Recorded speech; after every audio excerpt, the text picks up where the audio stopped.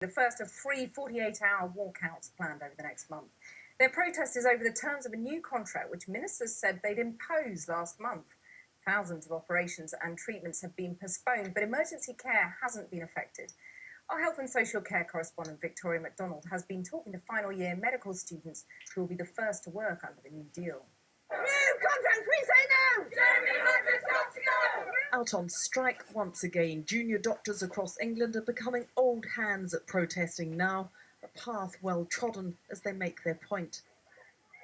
This is the third set of strikes, the first that will last for 48 hours, providing emergency cover only. In a dispute that is showing no signs of going away, there are no plans for either side to get back to the negotiating table.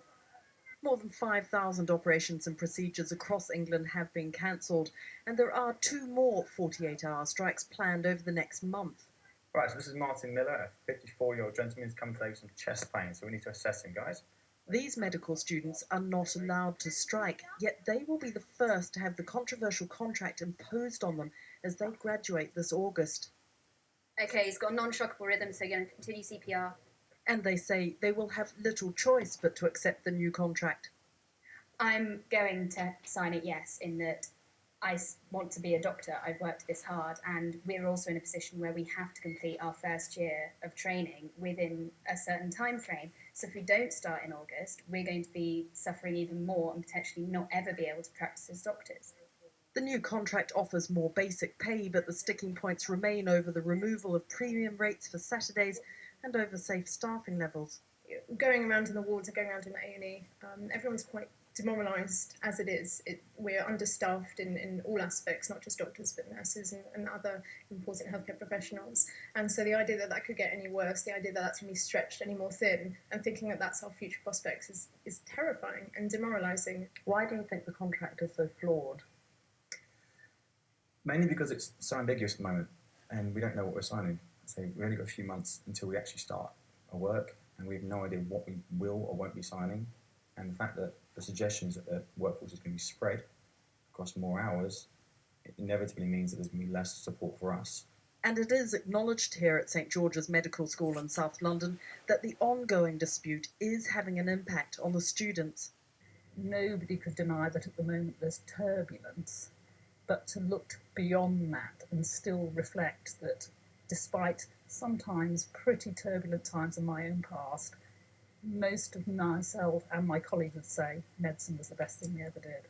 The British Medical Association is seeking judicial review over the contract, although the government says this is misconceived.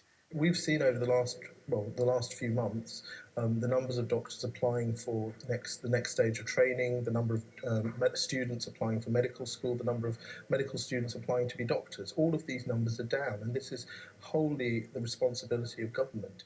In Parliament today, Labour accused the Health Secretary of a kamikaze approach to the contracts. But Mr Hunt was intent on talking about the launch of his Patient Safety Summit. It does say rather a lot that on the day that this government has organised a summit with experts from all over the world on how to make our hospitals safer, the Labour Party is lining up with unions against safer 7-day services. It is unclear, though, how much support there is for the government from NHS chief executives.